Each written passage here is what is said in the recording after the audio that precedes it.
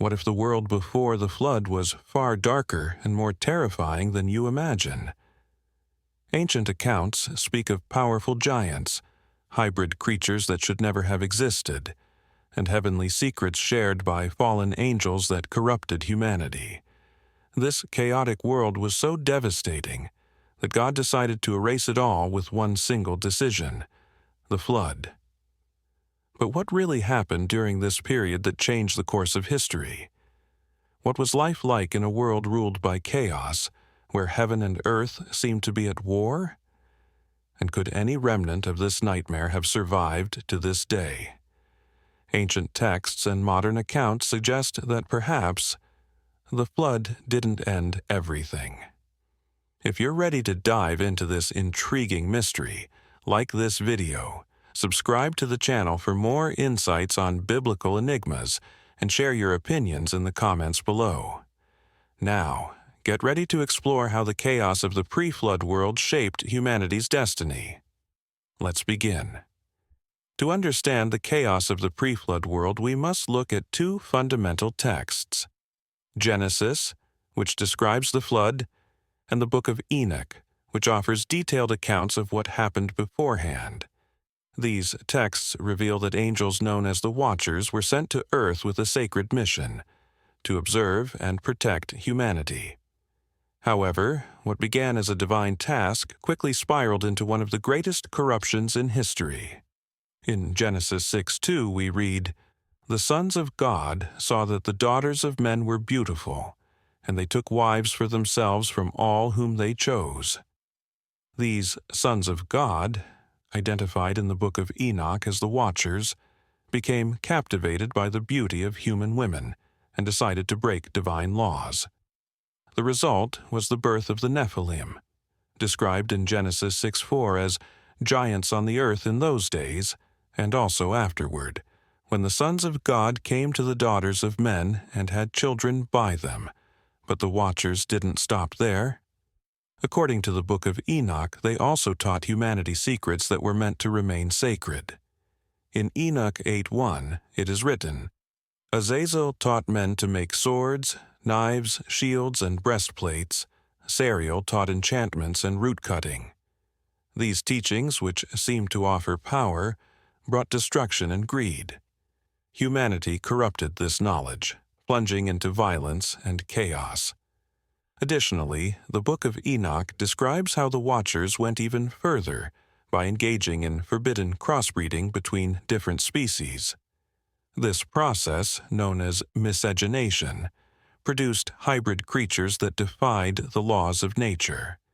In Enoch 7:5, we read, "And they gave birth to great giants, who consumed all the acquisitions of men until men could no longer sustain them." These hybrid creatures and giants not only consumed the earth's resources, but also terrorized all creation. This period is described in Genesis 6:11 as a time when the earth was corrupt in God's sight and was full of violence. The world became so imbalanced that, according to the Book of Enoch, even the fallen angels themselves recognized the gravity of their actions, but by then it was too late. The flood was God's response to cleanse this corruption and restore balance to the earth. But did the flood truly erase all traces of this dark period? Or could some of these beings and influences have survived in some form?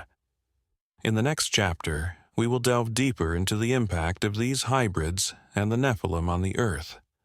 The hybrid creatures described in ancient texts were one of the primary factors behind the corruption of the pre-flood world.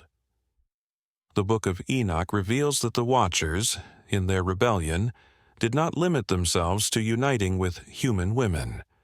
They went further, manipulating nature and mixing species in ways that should never have happened.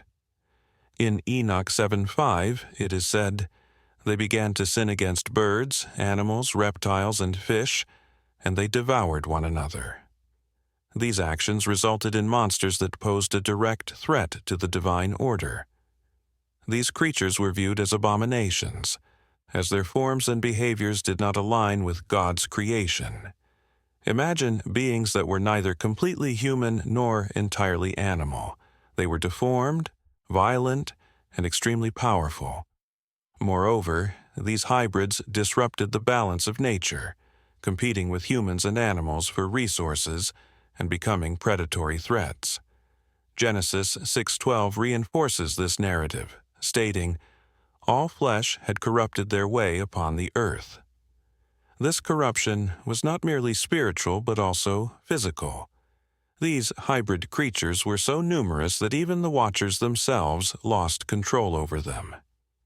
Reports of hybrids did not completely disappear after the flood. Modern sightings suggest that remnants of these abominations might still exist. A well-known example is the Mothman, a winged creature with glowing red eyes, sighted in Point Pleasant, United States, during the 1960s. Its terrifying appearance and supernatural movements are reminiscent of the hybrid beings described in the Book of Enoch. Another intriguing case is the Dogman, a bipedal creature with a humanoid body and a wolf-like head. Since the first report in Michigan in 1887, dozens of sightings have been documented, many made by reliable witnesses such as law enforcement officers and park rangers. These creatures share characteristics with the pre-flood hybrids, raising questions about their possible connection to the past. These modern accounts are not only fascinating but also suggest that perhaps not everything was eradicated by the flood. Could these creatures be descendants of the Watchers' experiments? Or might they be recreations based on secrets rediscovered over time? These questions lead us to the origin of the ultimate threat in the pre-flood world, the Nephilim, hybrid giants who dominated the earth and made peaceful coexistence impossible. They are the subject of the next chapter. The Nephilim were not just giants in stature. They were the embodiment of chaos in the pre-flood world. Their impact was so devastating that humanity and the ecosystem could no longer coexist with these creatures. In Enoch 7:5, we read that they consumed all the acquisitions of men, and when they could no longer be sustained, they turned against humanity. They ravaged resources, destroyed crops, and terrorized entire villages, turning Earth into a landscape of fear and despair. These giants showed no respect for any form of life. Their violence was not limited to confrontations with humans. According to the Book of Enoch, they sinned against animals and even became predators of one another.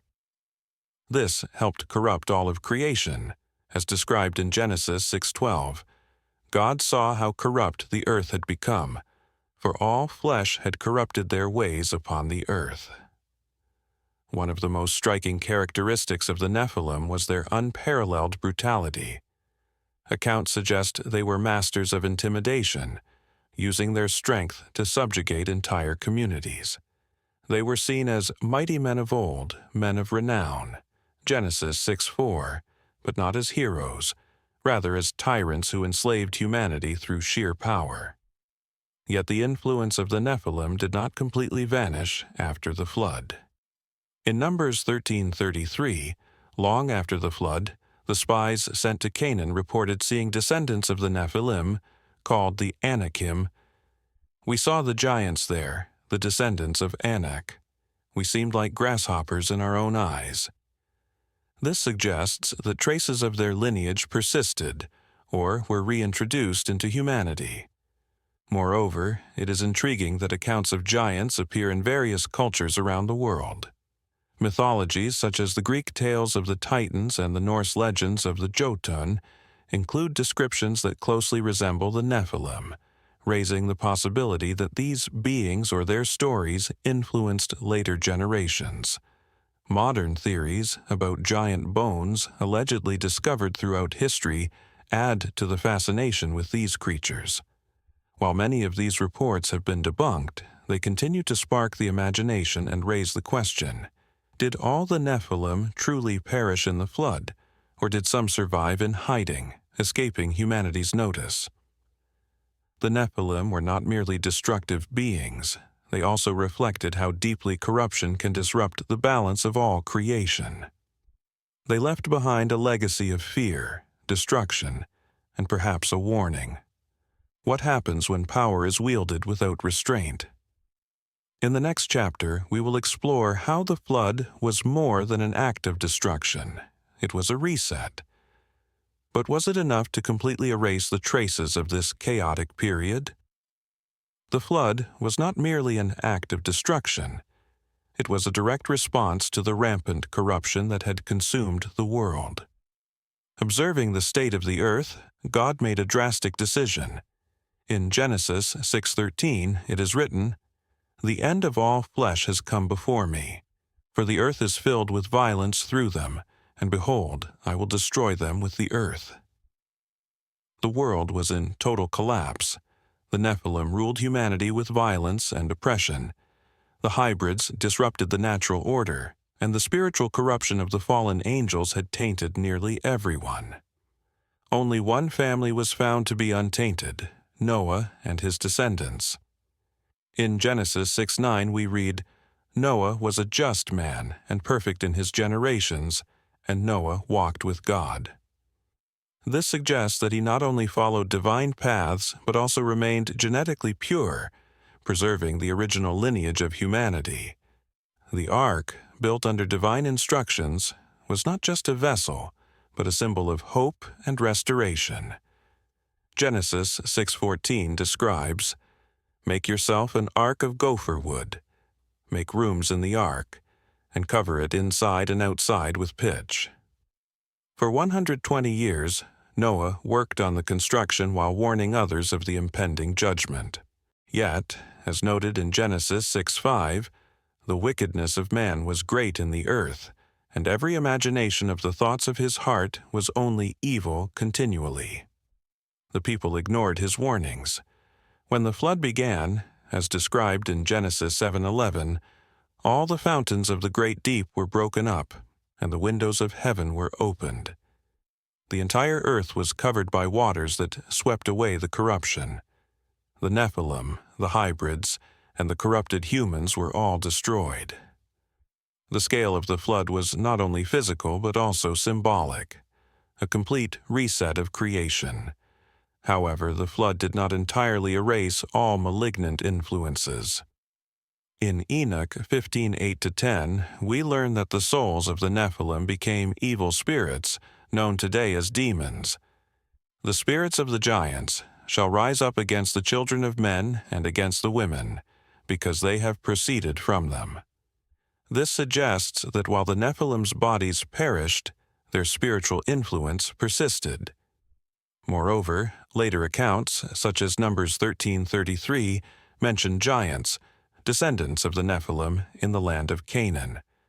This raises the question, were some survivors or lineages preserved after the flood? Or did this corruption reemerge through other human acts?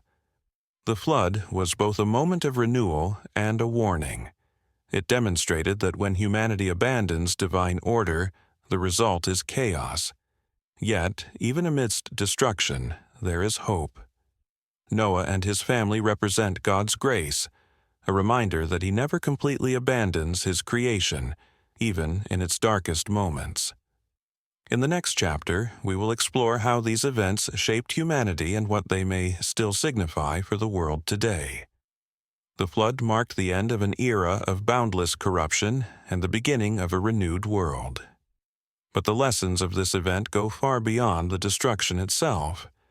It not only eradicated the Nephilim and hybrid creatures, but also symbolized divine justice and the consequences of human choices. The central message is clear. When humanity strays from the natural and spiritual order, chaos is inevitable. In Genesis 8:21, after the flood, God makes a promise. "Never again will I curse the ground because of man, even though every inclination of the human heart is evil from childhood." This does not mean humanity was completely redeemed, but rather that God, in His mercy, offers new opportunities for creation to thrive. Yet, some questions remain.